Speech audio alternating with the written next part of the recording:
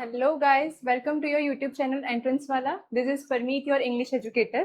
तो आज से हम आपके लिए लाए हैं क्लास 9th की इंग्लिश कावेरी बुक की पूरी सीरीज, जिसमें हम वन बाय वन चैप्टर्स को डिस्क्राइब करेंगे, चैप्टर्स को एक्सप्लेन किया जाएगा एंड देन उससे रिलेटेड जितने भी क्वेश्चंस बनते हैं, जितने भी क्वेश्चंस आ सकते हैं या फिर जो टेक्स्ट बुक के क्वेश्चंस हैं, वो सब स्टेप बाय स्टेप यहाँ पर किए जाएंगे। डिफरेंट डिफरेंट पार्ट्स होंगे हर चैप्टर के। तो अगर आप कंटिन्यू इसको देखोगे लेक्चर को, तो आपको एकदम क्लियर हो जाएगा और आपकी बुक बिल्कुल सॉर्ट आउट होने वाली है, राइट। तो बने रहिएगा हमारे साथ। आज हम स्टार्ट करेंगे chapter number first of Kaveri of class 9, that is how I taught my grandmother to read, कि मैंने अपनी ग्रैंड मदर को पढ़ना कैसे सिखाया।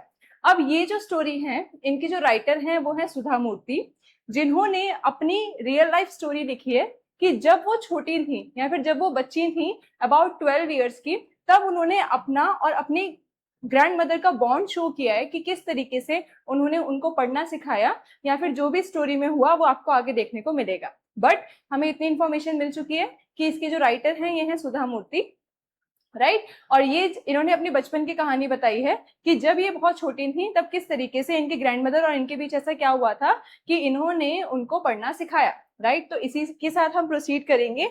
अब यहाँ पर वन बाय वन चैप्टर्स के क्वेश्चन आंसर्स जो आपको चैप्टर से पहले गिवन है, राइट। अब ये जो पूरा चैप्टर है ग्रैंड पेरेंट्स के ऊपर बेस्ड है, ग्रैंड मदर के ऊपर बेस्ड है, राइट। तो और दूसरी चीज है कि नॉलेज एजुकेशन के ऊपर बेस्ड है, क्योंकि वो इसमें उनको पढ़ना सिखा रही है, तो जाहिर सी बात है कि नॉलेज शो करेगा कि नॉलेज का इंपॉर्टेंस क्या होता है किसी की लाइफ में, या फिर वो किस तरीके से नॉलेज को आगे रखकर आगे निकल सकते हैं, और किस तरीके से नॉलेज का लैक होना, या फिर जो पर्सन पढ़ना या लिखना नहीं जानता तो वो कितने एस्पेक्ट्स ऑफ लाइफ में पीछे रह सकता है, राइट। तो हमें वो सब देखने को मिल जाएगा। ओके, तो यहाँ पर आपको चैप्टर की स्टार्टिंग में, मतलब चैप्टर स्टार्ट होने से पहले कुछ क्वेश्चंस गिवन थे, पहले हम इनके सॉल्यूशंस देख लेते हैं। तो यहाँ पर क्या करना है, आपको एक वर्ड वेब गिवन है, उसको आपको कंप्लीट करना है, राइट। अब यहाँ पर क्वेश्चन है, why is it important to learn how to read and write, कि हमें रीड और राइट करना है, ठीक है, हमें सीखना है क्या कि पढ़ना और लिखना।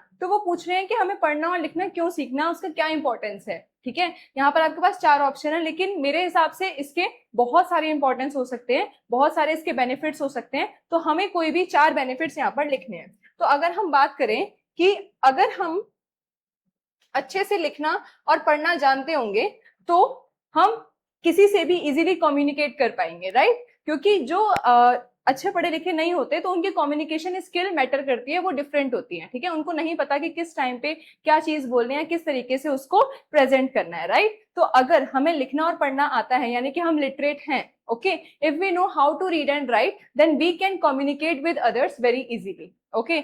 सेकेंड चीज, हमें नॉलेज मिलती है, क्योंकि जब आप लिखना और पढ़ना सीखोगे तो आप different different kind of books पढ़ोगे, ओके। तो इससे क्या होगा, आपके पास नॉलेज आएगी, आप नॉलेज गेन करोगे उससे, राइट। एंड थर्ड पॉइंट में हम लिख सकते हैं कि ये हमें एक तरीके से इंडिपेंडेंस देता है, ठीक है। अगर आप पढ़े लिखे हो तो आपको किसी पे डिपेंड होने की जरूरत नहीं है कि यार प्लीज मेरे लिए ये रीड कर दो, या प्लीज मेरे लिए लेटर लिख दो, या मेरे लिए कुछ कर दो, राइट। तो अगर आप बहुत अच्छे से पढ़े लिखे हो, if you know how to learn how to read and write, then you will be independent, कि आप इंडिपेंडेंट हो, ठीक है, आप खुद से अपने सारे काम कर सकते हो, राइट। तो सबसे पहले हमने क्या लिखा कि it helps in building communication, right, we can build communication skills. Second is it gives us knowledge, okay. अगर हम लिखना और पढ़ना जानते हैं तो जाहिर सी बात है हम हमेशा कुछ ना कुछ पढ़ने का ट्राई करते रहेंगे, ओके। और जब हम हमेशा कुछ ना कुछ पढ़ेंगे या लिखेंगे तो जाहिर सी बात है कि जब भी हम कुछ लिखेंगे या पढ़ेंगे तो उससे हमें कोई ना कोई नॉलेज तो मिलेगी ही, ओके। तो कम्युनिकेशन स्किल्स डेवलप होते हैं, इससे हमें नॉलेज मिलती है। और थर्ड हो गया, इससे हम इंडिपेंडेंट बनते हैं, ओके, इससे हमें इंडिपेंडेंस मिलती है। और एक और पॉइंट में हम इसमें लिख सकते हैं कि जो एक पढ़ा लिखा पर्सन होता है वो खुद में बहुत कॉन्फिडेंट होता है, ओके, कि ये जो हमारी लिटरेसी है, ओके, ये जो हमारा पढ़ना लिखना है, ये हमें कॉन्फिडेंट बनाता है कि हाँ, अगर हम कहीं किसी भी चीज में लैग कर रहे हैं तो अगर हम उसके बारे में पढ़ लें, ओके, तो हम उसको कवर अप कर सकते हैं, हम उसको सही कर सकते हैं। बट अगर किसी पर्सन को पढ़ना ही नहीं आया तो वो कैसे उसको ठीक करेगा, ठीक है। तो ये हमारे अंदर कॉन्फिडेंस डेवलप करता है, तो it helps in confidence building. तो इस तरीके से हम यहाँ पर ये चारों पॉइंट्स लिख सकते हैं कि रीड एंड राइट, यानी कि लिखना और पढ़ना क्यों जरूरी है, क्योंकि इससे हमारी कम्युनिकेशन स्किल्स अच्छी होती हैं, ओके, ये हमें नॉलेज प्रोवाइड करता है, ये हमें इंडिपेंडेंस देता है कि हम किसी के ऊपर डिपेंडेंट नहीं हैं। Okay, and it provide us confidence. Okay, इसके बाद हम आगे बढ़ेंगे। अब यहाँ पर read the questions given below and share your answers with your classmates and teacher. अब यहाँ पर कुछ क्वेश्चंस गिवन है, आपको उसके आंसर्स बताने हैं और उनको डिस्कस करना है क्लास में with your teachers and your friends.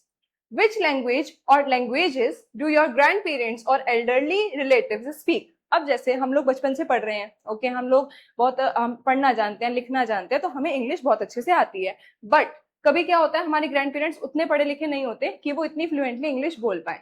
But लेकिन वो जहां से बिलोंग करते हैं, वहां से लैंग्वेज जो वो लेकर आए हैं वहां पर, वो बहुत अच्छे से बोल लेते हैं। तो इसमें आपको ये बताना है कि कौन सी लैंग्वेजेस या फिर कौन सी लैंग्वेज आपके बड़े या आपके ग्रैंड पेरेंट्स यूजुअली बोलते हैं या यूजुअली स्पीक करते हैं। ओके, तो यहाँ पर जो आंसर रहेगा, माई grand parents speak Hindi and Punjabi. यहाँ पर मैं अपने पर्सपेक्टिव से आंसर बता रही हूँ, आप अपने हिसाब से यहाँ पर आंसर चेंज कर सकते हैं। If you belong to some other state and your grandparents know some other language, then you can put these language into this answer. Okay, so ये मेरे पर्सपेक्टिव से आंसर है। My grand parents speak Hindi and Punjabi language, they are most comfortable conversing in their mother tongue. क्योंकि मैं पंजाब से belong करती हूँ, तो पंजाबी लैंग्वेज मेरी मदर टंग है, और हम और हिंदी तो मतलब कॉमन लैंग्वेज है, वो तो आनी चाहिए सबको। तो हमारे यहाँ हिंदी और पंजाबी बोली जाती है, और वो अपनी मदर टंग को बोलने में बहुत कंफर्टेबल होते हैं, बहुत कन्वर्जिंग होते हैं, बहुत कंफर्टेबल होते हैं, और वो उसको इजीली स्पीक कर पाते हैं। और अगर वो इस लैंग्वेज में बात करें तो वो अपनी बात शायद और आसानी से समझा पाते हैं। एज मतलब अगर हम उसको कंपेयर करें किसी और लैंग्वेज में, तो वो शायद अपनी बात इतने अच्छे से नहीं समझा पाए, लेकिन जब वो अपनी मदर टंग में बात करेंगे तो वो अपनी बात को इजीली एक्सप्लेन कर पाएंगे। अब नेक्स्ट क्वेश्चन है यहाँ पर, how do they spend their time, how do you spend time with them.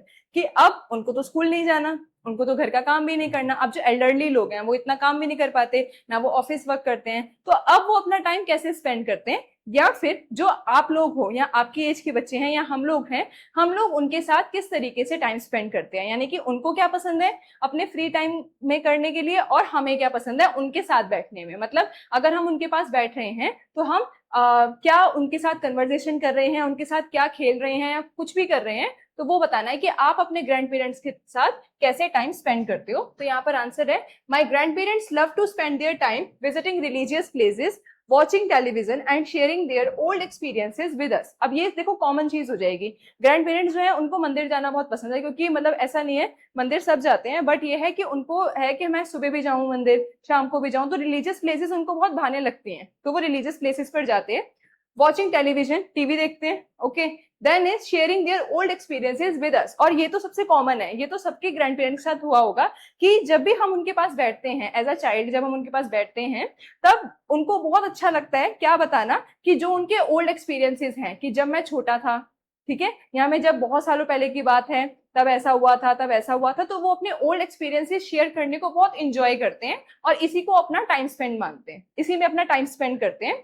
I spend time with them by listening their stories. और हम लोग टाइम स्पेंड कैसे करते हैं, हम उनके साथ बैठते हैं, उनके स्टोरीज को सुनते हैं, और वाकई में बहुत इंटरेस्टिंग भी होती है, राइट। तो हम उनके साथ बैठते हैं, उनकी स्टोरीज सुनते हैं। Helping them with technology and sharing meals with them. अब ये बड़ी इंपॉर्टेंट चीज आई कि जब भी हम उनके पास बैठते हैं, हम लोगों को फोन यूज करना आता है जो शायद उनको इतने अच्छे तरीके से नहीं आता, या कोई भी टेक्नोलॉजिकल चीज है वो हमें बहुत अच्छे से यूज करनी आ रही है बट उनको नहीं आ रही है, तो हम उनको सिखाते हैं।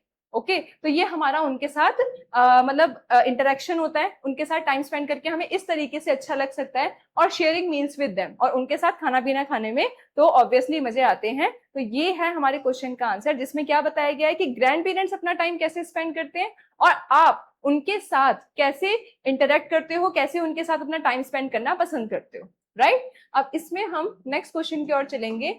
थर्ड है, what is your favourite experience with them. क्या आप उनके पास बैठ रहे हो, ओके, उनके साथ खाना खा रहे हो, उनको टेक्नोलॉजी सिखा रहे हो, उनकी स्टोरी सुन रहे हो, तो ये सब सारी क्या है, आपके एक्सपीरियंसेस हैं। आपने कैसा उनके साथ एक्सपीरियंस किया बैठ के, आपको उनके साथ टाइम स्पेंड करना कैसा लगता है, राइट। तो ये आपको बताना है कि आपके एक्सपीरियंसेस उनके साथ कैसे रहे और आपका उनमें से फेवरेट एक्सपीरियंस क्या है। तो वही वाली बात है, I love listening to my grand parents childhood stories, जो उनके बचपन की कहानियां है, जो पिछले आंसर में भी था कि उनको बहुत अच्छा लगता है अपने पास्ट एक्सपीरियंसेस के बारे में बताना या कोई स्टोरी सुनाना। तो यहाँ पर उनके पास्ट स्टोरीज को सुनना सबसे फेवरेट एक्सपीरियंस रहेगा। They also tell me about old traditions and our families history which I enjoy learning about. और हमारे ग्रैंड पेरेंट्स की एक अच्छी बात होती है कि वो, जैसे हम लोग तो अपनी लाइफ में बहुत बिजी होते हैं, बट जब भी हम उनके पास बैठते हैं वो हमें अपने ट्रेडिशन के बारे में बताते हैं कि हमारे टाइम पे ऐसा होता था, ऐसे करते थे, हम ये करते थे। तो उससे क्या होता है कि हमें नॉलेज मिलती है कि हमारे पास तो इतना टाइम है नहीं कि हम लोग जैसे स्कूल जा रहे हो, आप कोचिंग जा रहे हो, तो उसको छोड़ के हम ट्रेडिशन या रिलीजन के बारे में पढ़ें। बट जो ग्रैंड पेरेंट्स हैं वो हमें अपने कल्चर के बारे में बताते हैं, अपने ट्रेडिशन के बारे में बताते हैं, अपने रिलीजन के बारे में बताते हैं कि ऐसा हुआ था, ऐसा हुआ था, ऐसा हुआ था, और वाकई में वो काफी इंस्पायरिंग भी होता है। ओके, तो ये इनमें से one of my favourite experience रहने वाला है। और जब हमें पास्ट एक्सपीरियंसेस के बारे में पता लगे या ट्रेडिशन के बारे में पता लगे तो हमारे लिए बेनिफिशियल भी है, क्योंकि वी शुड नो कि हम कहाँ से बिलोंग कर रहे हैं, राइट। तो ये वाला काम बहुत अच्छे से हमारे ग्रैंड पेरेंट्स कर सकते हैं और उनकी बात सुनकर हम अच्छे से समझ सकते हैं। चलिए, अब आया last question, what is something that the elderly in your family can not do easily but enjoy watching you do. कि ऐसा क्या है जो आपकी फैमिली में जो एल्डरली पर्सन है या फिर जो थोड़े बुजुर्ग लोग हैं वो नहीं कर पाते, ठीक है, लेकिन जब आप उस चीज को परफॉर्म करते हो तो वो आपको देख के बहुत खुश होते हैं, बहुत प्राउड फील करते हैं। तो ऐसा क्या है? तो इसमें क्या हो सकता है? टेक्नोलॉजी। कि अब उनको, उनके पास इतना नॉलेज नहीं है कि किस तरीके से टेक्नोलॉजी को यूज करना है, but when we use the technology, the same technology, they always appreciate us, ठीक है, they enjoy watching us do. The elderly in my family cannot use smartphones and computers easily, but they enjoy watching me use them. कि वो लोग computers या smartphones use नहीं कर पाते easily, but when I used to use my smartphone or computer, they enjoy watching it. कि उनको अच्छा लगता है कि उनका बच्चा टेक्नोलॉजी को यूज कर रहा है, इतना अच्छा कंप्यूटर चला रहा है, इतना अच्छा स्मार्टफोन चला रहा है। तो ये सारे बेसिक क्वेश्चंस थे, इसमें आप अपने आप से बनाकर भी आंसर्स लिख सकते हैं, अदरवाइज आप यहाँ से आइडियाज ले सकते हैं। ये सिर्फ आइडिया के लिए बताया गया था कि किस तरीके का आंसर आपको लिखना है। बाकी जो आपका फेवरेट एक्सपीरियंस रहेगा, ओके, जो आप अपने ग्रैंड पेरेंट्स के साथ टाइम स्पेंड करने में पसंद करते हो, वो आप एडिशनली इसमें ऐड कर सकते हो। ओके, चलिए, अब यहाँ पर एक और क्वेश्चन आया, read the following passage, match the highlighted words with their meanings given in the box below. अब यहाँ पर पैसेज गिवन है, यहाँ पर कुछ वर्ड्स हाईलाइटेड है, जैसे protagonist, okay, debate, episode, community, concentration, ईगरली and guided. तो यहाँ पर 8 वर्ड्स हैं जो, और ये है कन्विंसिंग। तो यहाँ पर 8 वर्ड्स हैं जो कि हाईलाइटेड हैं और इनके मीनिंग जो है वो इस बॉक्स में है। तो अब ये लाइन वाइज नहीं है कि पहले वाले का फर्स्ट वाला आंसर ही होगा, ये लाइन वाइज नहीं है। We have to search meaning from the box कि जो पर्टिकुलर फर्स्ट वाला जो हार्ड वर्ड है हमारा, उसका मीनिंग क्या रहने वाला है। तो पहले हम पैराग्राफ को समझते हैं, उसके बाद हम साथ के साथ इसमें इसके मीनिंग्स को भी देख लेंगे, राइट। अब यहाँ पर क्या है starting, The casting for the protagonist of our school's annual play was done after a lot of debate. कि स्कूल में एक प्ले हो रहा है, उसके लिए कास्टिंग चल रही है, ओके। कास्टिंग करनी है हमें किसकी? हमारे प्रोटैगनिस्ट। या प्रोटैगनिस्ट का मतलब होता है कि जो हमारे प्ले में मेन रोल प्ले करेगा, ओके। तो ये है प्रोटैगनिस्ट। तो यहाँ पर इनमें से अगर हम देखें, जो प्रोटैगनिस्ट को रिलेट कर रहा है या उसका जैसा सेम सिनोनिम है, वो हो जाएगा मेन कैरेक्टर, राइट। तो यहाँ पर हमारा फर्स्ट वाला वर्ड का ये आंसर है प्रोटैगोनिस्ट, यानी कि वो लोग स्कूल के लिए प्ले कर रहे हैं और उसमें उनको कास्टिंग करनी है किसकी? प्रोटैगोनिस्ट की, जो कि है उनका मेन कैरेक्टर की कास्टिंग चल रही है। Of our schools annual play was done after a lot of debate. और जब उसका सिलेक्शन हुआ, ओके, जब उसकी कास्टिंग हुई तो उसमें बहुत सारी डिबेट हुई। अब डिबेट का मतलब क्या होता है? जब कुछ लोग आपस में बैठ के बात करते हैं, 2 लोग आपस में बैठ के बात करते हैं, डिबेट करते हैं, ठीक है। जब एक कुछ बोलता है अपना पॉइंट, फिर दूसरा कुछ अपना पॉइंट रेज करता है, फिर थर्ड पर्सन कोई पॉइंट रेज करता है, तो ऐसे करके सब लोग अपने अपने व्यूज को बताते हैं, that is known as debate. तो अब डिबेट का जो यहाँ पर सिनोनिम होगा वो क्या हो सकता है? Discussion, right. कि यहाँ पर बहुत सारा डिस्कशन हुआ और उसके बाद जाकर कहीं जो उनका प्रोटैगोनिस्ट है, यानी कि जो मेन कैरेक्टर है, वो आराम से ढूंढ पाए। As many good actors had auditioned for the role। और उनको डिस्कशन क्यों करना पड़ा? क्योंकि बहुत सारे अच्छे एक्टर्स थे, तो उनमें से एक सिलेक्ट करना is a tough task. Next is we had decided to present an episode from an inspirational story. तो हमने ये डिसाइड किया, मतलब स्कूल वालों ने ये डिसाइड किया कि वो एक एपिसोड प्रेजेंट करेंगे बहुत ही इंस्पिरेशनल स्टोरी में से। अब एपिसोड क्या होता है? एपिसोड मींस जैसे हम कोई सीरीज देखते हैं तो उसके एपिसोड्स आते हैं, यानी कि डिफरेंट डिफरेंट पार्ट्स में वो स्टोरी डिवाइडेड होती है, राइट? तो वो एपिसोड कहलाता है। तो एपिसोड का जो मीनिंग होगा वो हो जाएगा a part of a story, यानी कि उन्होंने different different parts of story actors को परफॉर्म करने के लिए दिए। It was a life story of a group of children who worked with the community. और ये किसकी स्टोरी थी? ये एक लाइफ स्टोरी थी कुछ चिल्ड्रन के ग्रुप की जो कि कम्युनिटी के साथ वर्क कर रहे थे। अब कम्युनिटी का क्या मतलब होता है कि जो एक जैसे एक जगह पर जो लोग रह रहे हैं तो वो अपनी एक ओन कम्युनिटी फॉर्म कर देते कि एक जगह पर सारे किसी रिलीजन के लोग रह रहे हैं तो वो कम्युनिटी फॉर्म कर गई, ठीक है। किसी कल्चर को फॉलो करने वाले रह रहे हैं तो वो कम्युनिटी फॉर्म कर गई, यानी कि एक पर्टिकुलर एरिया में ग्रुप ऑफ पीपल, तो वो क्या कहलाएंगे? कम्युनिटी। तो कम्युनिटी का जो मीनिंग हो जाएगा वो क्या हो जाएगा? People living in one particular area, right? तो यहाँ पर हम इसको फोर्थ पे रखेंगे, community, that is people living in one particular area. Next is every day we reach school early to practise with concentration, कि हम लोग रोज सुबह जल्दी पहुंच जाते थे स्कूल, ओके, जल्दी जा रहे हैं, टू प्रैक्टिस विद कंसंट्रेशन, बहुत ही कंसंट्रेशन के साथ प्रैक्टिस करने के लिए। अब कंसंट्रेशन का मतलब जानते हो आप, बहुत ध्यान से, ठीक है। और उसके बाद कंसंट्रेशन मीन कि बहुत किसी चीज पे एकदम फोकस करना और बहुत ध्यान से उस चीज को करना। तो कंसंट्रेशन का जो हमारा मीनिंग हो जाएगा वो क्या रहेगा? Focus, okay.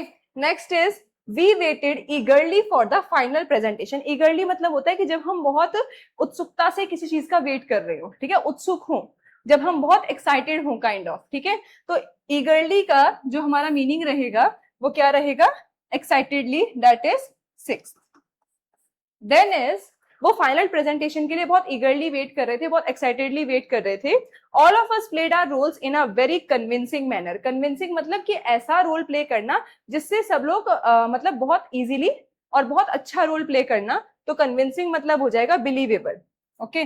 बिलीवेबल मतलब क्या कि अगर उन्होंने वो रोल प्ले किया है तो लोगों को बिलीव हो रहा है कि हाँ वो उसी रोल के लिए बना है, ठीक है। तो कन्विंस मतलब कि लोगों को कन्विंस कर देना, लोगों को बिलीव करवा देना कि हाँ कि मैं इसी रोल के लिए बना हूं, राइट? तो कन्विंसिंग इज बिलीवेबल।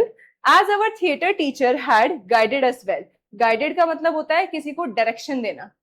गाइड मतलब कि अगर आपको कुछ समझ नहीं आ रहा, ओके, तो समवन गिव्स यू डायरेक्शन कि हाँ आप ऐसा करके ऐसा कर सकते हो, तो मे बी आपका जो काम है, जो आपकी प्रॉब्लम है वो सॉल्व हो जाए। दैट मीन्स कि वो उन्होंने हमें गाइड किया है, उन्होंने हमें डायरेक्शन प्रोवाइड करी है। तो गाइडेड में क्या हो जाएगा? हमारा वर्ड हो जाएगा डायरेक्टेड, दैट इज 8। ये रहेगा 7, ओके।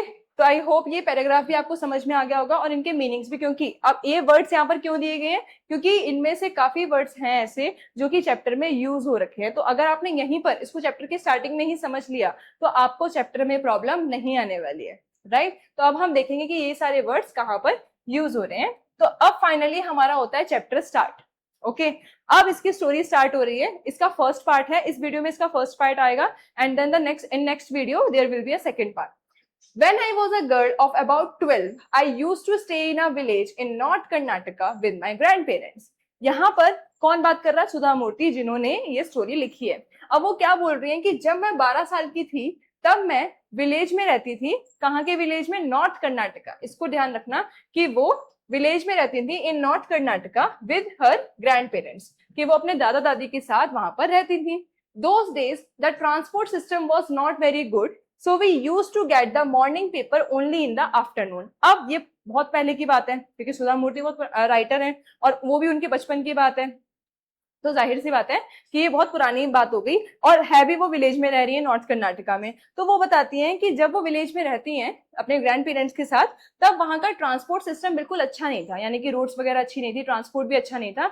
तो जो न्यूज़पेपर जो लोगों के घर पे सुबह आता है अराउंड 6 बजे 5 बजे, वो न्यूज़पेपर 6 और 5 बजे की बजाय दोपहर हो जाती थी और वो न्यूज़पेपर उनके पास नहीं पहुंच पाता था। यानी कि जो न्यूज़पेपर दे एक्सपेक्टेड कि वो सुबह आएगा, अर्ली मॉर्निंग आएगा, but that will reach to them at the afternoon, okay.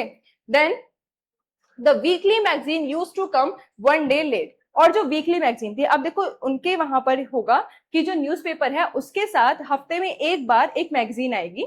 Okay, तो वो जो वीकली मैगजीन है, इफ सपोज कि वो वेडनेसडे को आनी है, लेकिन ट्रांसपोर्ट सिस्टम वो ठीक नहीं है, तो वो वीकली मैगजीन जो है वो वेडनेसडे की बजाय थर्सडे को आएगी, राइट। तो वीकली मैगजीन जो हफ्ते में एक बार आती थी, तो वो कभी कभी इतना डिले हो जाता था कि वो अगले दिन आ रही है, मतलब कोई वेट कर रहा है अगर मैगजीन के नए एपिसोड का, और अगर वो एक्साइटेड है कि आज वेडनेसडे है और आज वो वीकली मैगजीन आएगी, बट वो डिले हो गई because of bad transport system, and वो फिर नेक्स्ट डे आ रही है, राइट। तो वीकली मैगजीन जो है वो वन डे लेट आती थी। All of us would wait eagerly for the bus which used to come with the papers, weekly magazines and the post। अब ये सब बस में आता था, जितने भी पेपर्स हो गए या वीकली मैगजीन्स हो गए, ये सब बस में आ रहा है। तो अब इनको वीकली मैगजीन और न्यूज़पेपर की इतनी एक्साइटमेंट रहती थी कि जब भी वो बस के आने का टाइम होता था तो ये बाहर निकल के उसका वेट करते थे कि कब वो बस आए और कब हमें वो newspaper they they.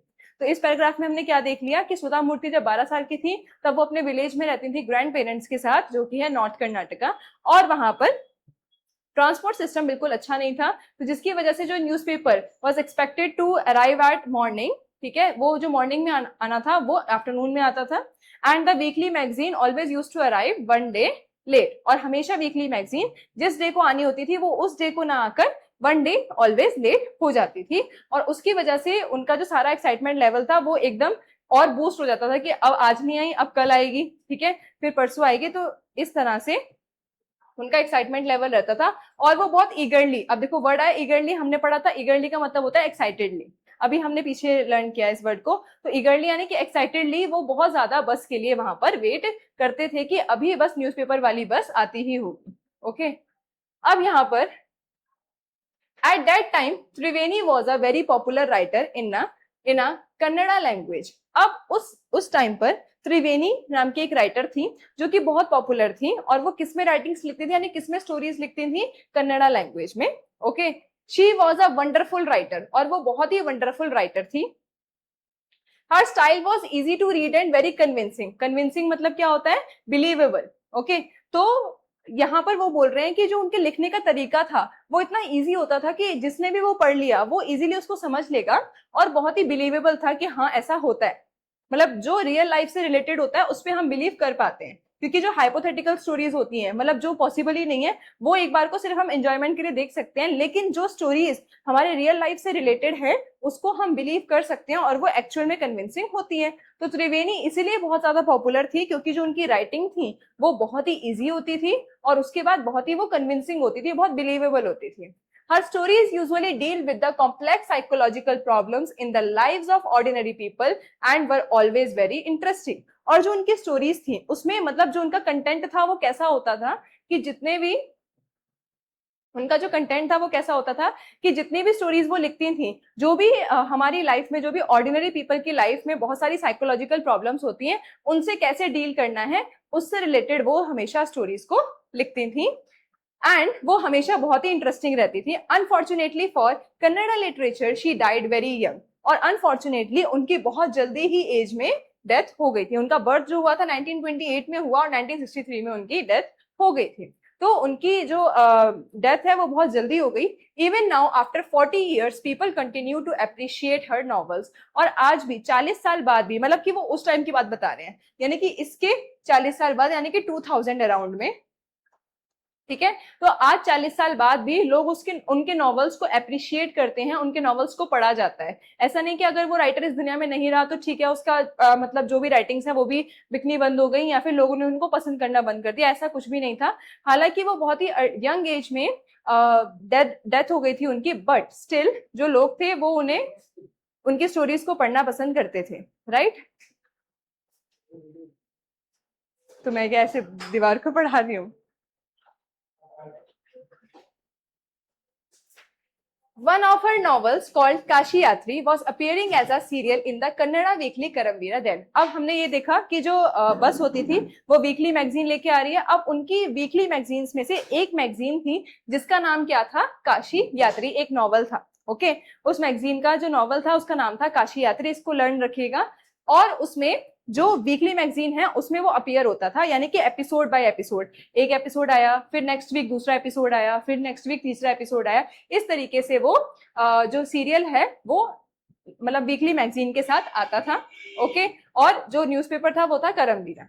It is the story of an old lady and her ardent desire to go to Kashi और वाराणसी। अब अर्डेंट का मतलब होता है बहुत ज्यादा कीप, मतलब बहुत ज्यादा दिल से डिजायर, जो हमें पूरी करनी ही करनी है। अब ये जो नॉवल था काशी यात्री, उसमें था क्या, उसकी स्टोरी क्या है, ये नॉवल की स्टोरी बताई गई है कि काशी यात्री जो नॉवल था उसमें एक ओल्ड लेडी होती है और उसकी बहुत ही कीन डिजायर होती है, अर्डेंट डिजायर होती है, दिल से इच्छा होती है क्या करने की, टू गो टू काशी और वाराणसी। कि उनको बहुत दिल से इच्छा थी कि वो कहाँ जाएं, काशी जाएं और वाराणसी, और मतलब एक ही जगह काशी या वाराणसी जाएं। Most Hindus people believe that going to Kashi and worshipping Lord Vishveshwara is the ultimate पुण्य। अब जैसे कि हम लोग कहते हैं ना कि हमें अलग अलग डिफरेंट डिफरेंट मंदिर जाना चाहिए और वहां पर ये वाला पुण्य मिलता है, वहां पर जाओ तो ऐसा हो जाता है, वहां पर जाओ तो ऐसा हो जाता है। तो इनकी बहुत मतलब हमेशा से इच्छा थी कि काशी या फिर वाराणसी जाएं, और वहां के लोग ये बिलीव करते थे कि अगर कोई वाराणसी में लॉर्ड विश्वेश्वरा टेम्पल को मिलाएगा या उनकी वर्शिप कराएगा तो क्या होगा कि उनको अल्टीमेट पुण्य मिलेगा, उनको बहुत ज्यादा पुण्य मिलेगा। This old lady also believed in this and her struggle to go to there was described in that novel. तो जो ओल्ड लेडी थी वो भी इस चीज में विश्वास करती थी कि हाँ, अगर मैं विश्वेश्वरा टेम्पल में जाकर वर्शिप करूं तो मुझे पुण्य मिलेगा, क्योंकि जो थिंकिंग बनी हुई है लोगों की वही हम आगे चलाते हैं और ये करना भी चाहिए। तो उनको ये था कि ओल्ड लेडी को कि मैं अगर काशी वाराणसी जाऊं तो मैं लॉर्ड विश्वेश्वरा घूम के आऊं, बिकॉज कि मुझे वहां से पुण्य मिलेगा और मैं भगवान के पास जा पाऊंगी। Then is in the story there was also a young orphan girl who falls in love but there was no money for the wedding। अब इसी स्टोरी में काशी यात्री में एक तरफ इन ओल्ड लेडी की स्टोरी चलती है जो कि काशी या फिर वाराणसी जाना चाहती हैं, उसके बाद एक तरफ एक और स्टोरी चलती है एक ऑर्फन गर्ल की। ऑर्फन मतलब अनाथ लड़की जिसके माँ बाप नहीं है, जिसका कोई भी नहीं है, ठीक है। अब ऑर्फन गर्ल थी, उसकी उसको मतलब जो ऑर्फन गर्ल है उसके पास पैसे नहीं थे उसकी शादी के लिए, ठीक है, उसको किसी से प्यार हो जाता है बट उसके पास कोई पेरेंट भी नहीं है कि जो उसकी शादी करा सके, बट फिर भी वो ऑर्फन थी तो उसके पास बिल्कुल भी पैसे नहीं थे कि वो मैरिज कर सके अपनी। And in the end the old lady give away all her savings without going to Kashi. और ये जो ओल्ड लेडी थी जिनको काशी जाने की बहुत इच्छा थी, उन्होंने बिना सोचे समझे, बिना सोचे समझे क्या मतलब वो सोच समझ के ही उन्होंने अपनी सारी सेविंग्स जो है जो उन्होंने काशी जाने के लिए रखी थी वो सारी सेविंग्स इस लड़की की शादी में लगा दी, बिकॉज शी थॉट कि मैं अगर काशी जाती हूँ तो वो तो 2 या 3 दिन का ट्रिप होगा, तो उसमें मुझे 2 या 3 दिन में मैं वो सारे पैसे खर्च कराऊंगी। लेकिन अगर मैंने इस लड़की को शादी के लिए पैसे दे दिए, अगर मैंने इसकी लड़की की वेडिंग करवा दी तो ये अपनी पूरी जिंदगी खुश रह सकती है। ओके, इसको एक फैमिली मिल जाएगी और इसका पूरा जीवन मतलब अच्छा बीतेगा आगे का। तो इसीलिए उन्होंने अपनी सारी सेविंग्स जो उन्होंने काशी जाने के लिए करी थी वो उन्होंने कहाँ लगा दी, उसकी शादी में। Because she believe that the happiness of this orphan girl is more important than worshipping lord Vishweshwara at Kashi. क्योंकि उनके हिसाब से कि वहां पर वर्शिप करना या फिर एक अनाथ बच्ची को खुशी देना, उसकी लाइफ टाइम खुशी देना, तो उन्होंने इसको प्रेफरेंस दी कि मेरा तो लॉर्ड विश्वेश्वरा टेम्पल जाना एक अलग चीज है, वहां तो मैं दोबारा भी चली जाऊंगी, बट अगर अभी इसकी वेडिंग नहीं हुई तो इसकी जो लाइफ है जैसी चल रही है वो वैसी ही चलती रहेगी, मैं इसकी लाइफ में हैप्पीनेस ला सकती हूँ। तो उन्होंने अपनी सारी सेविंग्स उसकी शादी में लगा दी। My grandmother Kristakka never went to school so she could not read। अब यहाँ पर ग्रैंडमदर कौन है, सुधा मूर्ति की, जो कि मेन हमारी स्टोरी है। How I taught my grandmother to read वाली स्टोरी की ग्रैंडमदर है ये। उनका नाम था क्रिस्टक्का, जो कि सुधा मूर्ति की ग्रैंडमदर है, और वो कभी भी स्कूल नहीं गई तो उनको पढ़ना या लिखना नहीं आता था। Every Wednesday the magazine would come and I would read the next episode of this story to her। अभी जो मैगजीन है काशी यात्री ये हर वेडनेसडे को आती थी, तो एपिसोड वाइज आती थी, तो जब वेडनेसडे को आई तो एक एपिसोड पढ़ लिया, फिर जब नेक्स्ट वीक नेक्स्ट वेडनेसडे आई तो फिर दूसरा एपिसोड पढ़ दिया, फिर ऐसे करके ये पढ़ती थी। यानी कि सुधा मूर्ति जो है वो उनको पढ़ के सुनाती थी और जो उनकी ग्रैंड मदर है वो सुनती थी, क्योंकि उनको पढ़ना और लिखना नहीं आता था। During that time, she would forget all her work and listen with the greatest concentration। और जिस टाइम जो सुधा मूर्ति हैं उनको जब स्टोरी सुनाती थी, यानी कि जब वो पढ़ के उनको बताती थी स्टोरी, उस टाइम पर जो ग्रैंड मदर है वो अपने सारे काम भूल जाती थी, क्योंकि वो बहुत ज्यादा इन्वॉल्व थी स्टोरी में, बहुत ज्यादा ग्रेटेस्ट कंसेंट्रेशन से वो उस स्टोरी को सुनती थी। Later she could repeat the entire text by heart. और जब एक बार उन्होंने सुन लिया तो उसको वो सारे टेक्स्ट को दोबारा से अपने दिल से बहुत ज्यादा उसको रिपीट करती थी, यानी कि उसको याद करती थी। She identified herself with the novel's protagonist। protagonist का मतलब अभी मैंने सीखा था क्या होता है, मेन कैरेक्टर। अब ये जो ग्रैंड मदर है सुधा मूर्ति की, ये खुद को किससे रिलेट कर रही हैं? जो हमारी स्टोरी है काशी यात्री, उसकी जो प्रोटैगोनिस्ट है, उसकी प्रोटैगोनिस्ट मेन कैरेक्टर कौन थी? Old lady. तो ये जो ग्रैंड मदर है ये खुद को उस ओल्ड लेडी से रिलेट करती हैं, क्योंकि उनको भी काशी जाने की इच्छा थी। So more than anybody else, she was the one most interested in knowing what happened next in the story and used to insist that I read the serial out to her. और शायद सबसे ज्यादा ही, मतलब जितने भी लोग novel पढ़ते हैं उनमें से सबसे हाईएस्ट एक्साइटमेंट किसको होती थी कि मुझे ये नॉवल पढ़ के सुनाओ, वो थी सुधा मूर्ति की ग्रैंड मदर। यानी कि जैसे ही नॉवल आया तो वो उसको बार बार बोलती थी कि प्लीज मुझे ये नॉवल पढ़ के सुनाओ, क्योंकि वो बहुत एक्साइटेड रहती थी हर बार अपने नेक्स्ट एपिसोड के लिए। Next is, after hearing what happened next in Kashi Yatri, she would join her friends at the temple courtyard, where we children would also gather to play hide and seek. उसके बाद जैसे old ladies होती है, मैंने बताया कि religious places पे जाना पसंद होता है, ठीक है, ओल्ड पीपल को। तो ये जब रिलीजियस प्लेसेस पे जाती थी, टेम्पल्स वगैरह में, तो वहां पर इनको और भी इनकी फ्रेंड्स मिलती थी, तो वहां जाके ये स्टोरी के बारे में डिस्कशन करती थी या स्टोरी उनको सुनाती थी कि आज नॉवल आया और आज ऐसा हुआ था और उसमें ऐसा हुआ। ओके और वहां पर बाकी जो बच्चे हैं वो भी हाइड एंड सीक खेल रहे होते थे, और ये सारी जो ओल्ड लेडीज हैं वो बैठकर इसी नॉवल की डिस्कशन करती थी। She would discuss the latest episode with her friends, और जो लेटेस्ट एपिसोड जो इसी वीक आया है वही एपिसोड अपने फ्रेंड्स के साथ डिस्कस करती थी। At that time I never understood why there was so much of debate about the story. और सुधा मूर्ति कहते हैं कि जब उस टाइम की बात है जब वो 12 साल की थी, तब तो वो बच्ची थी, तो उनको इतना डिटेल में समझ नहीं आया कि आखिर उस स्टोरी में है क्या। बट उनको ये हमेशा ये लगता था कि ऐसा क्या ही है इस स्टोरी में कि ग्रैंड मदर जो है वहां जाके सबको सुनाती हैं और आपस में उनकी इतनी डिबेट होती है। डिबेट मतलब डिस्कशन होती है, मतलब इस नॉवल को लेकर आपस में जो लेडीज हैं उनकी आपस में बहुत ज्यादा डिस्कशन होती है। Once I went for a wedding with my cousins to the neighboring village. In those days, a wedding was a great event. अब क्या हुआ? अब यहाँ तक तो सारा ओवरव्यू हो गया कि ऐसा करती थी ऐसा करती थी। अब एक बार क्या हुआ कि सुधा मूर्ति जो कि 12 साल की हैं उस टाइम पर, उनको जाना था एक वेडिंग में, और उस टाइम पर वेडिंग जो था बहुत एक ग्रेट इवेंट, जैसे कि आजकल तो शादियां 2 या 3 दिन में खत्म हो जाती हैं और उसके बाद मतलब लोग जाते भी नहीं है इतना, मतलब एक दिन के लिए गए तो ठीक है हो गया बस। लेकिन उस टाइम पे बहुत ग्रेट इवेंट माना जाता था। We children enjoyed ourselves thoroughly, और जो चिल्ड्रन है उनको ऐसा लगता था कि शादी में ही उनको डांट कम पड़ेगी, यानी कि वो एंजॉय कर सकते हैं, वो खेल सकते हैं, कोई उनको मना नहीं करेगा। ओके तो बहुत ही ग्रेट इवेंट माना जाता था। We would eat and play endlessly, वहां पर वो बहुत अच्छे से खाते थे और खेलते थे। And savouring the freedom, savouring मतलब होता है एंजॉय करना, यानी कि अपना मतलब फुलेस्ट पे एंजॉय कर दो, कुछ रह ना जाए, सब एंजॉय कर लो एक ही शादी में, है ना। तो मतलब बहुत दिल से एंजॉय करना, बहुत फ्रीडम के साथ। Because all the elders were busy, क्योंकि शादी में सारे एल्डर्स सारे रस्मों में बिजी होते हैं, बच्चों का कोई काम नहीं होता, बच्चे फ्री होते हैं, तो वो खूब खाते हैं, खूब खेलते हैं, खूब मजे करते हैं। तो उनका था कि वो फ्रीडम को बहुत ज्यादा एंजॉय करते थे at the fullest, right. I went for a couple of days but ended up staying there for a week. अब वो शादी में जब गई तो वो गई तो 2-3 दिनों के लिए थी, सुधा मूर्ति, दादी नहीं गई थी, सिर्फ सुधा मूर्ति गई थी। अब जब वो शादी में गई थी तो वो गई तो सिर्फ 2-3 दिनों के लिए थी, लेकिन उनका वहां से वापस आने का मन नहीं किया क्योंकि बहुत ज्यादा एंजॉय कर रही थी। तो वहां पर उनको 1 वीक लग गया, यानी कि 1 हफ्ता वो शादी वाले जगह पर रुकी रही। When I came back to my village, I saw my grandmother in tears. अब क्या हुआ कि जब वो विलेज वापस आती हैं, अपने नॉर्थ कर्नाटका वाले विलेज में वापस आती हैं, तो वहां पर उन्होंने क्या देखा कि उनकी जो ग्रैंड मदर है वो टीयर्स में है, वो रो रही हैं। I was surprised for I had never seen her cry even in the most difficult situation. अब ये स्टार्टिंग से अपने ग्रैंड पेरेंट्स के साथ रहती हैं, तो इन्होंने सारी सिचुएशंस को ऑब्जर्व किया होगा। तो उन्होंने क्या देखा कि उन्होंने लाइफ में पहली बार, मतलब सुधा मूर्ति ने पहली बार अपनी ग्रैंड मदर को रोते हुए देखा। इवन कि इनके लाइफ में और भी डिफिकल्ट सिचुएशंस आई हैं, उस टाइम पर भी इन्होंने नहीं देखा कि ग्रैंड मदर रो रही है। बट इस बार ऐसा क्या हुआ कि ग्रैंड मदर की आंखों में आंसू थे, right. What had happened? I was worried. अब उनको टेंशन थी कि क्या हो गया उनको, मतलब ग्रैंड मदर क्यों रो रही है।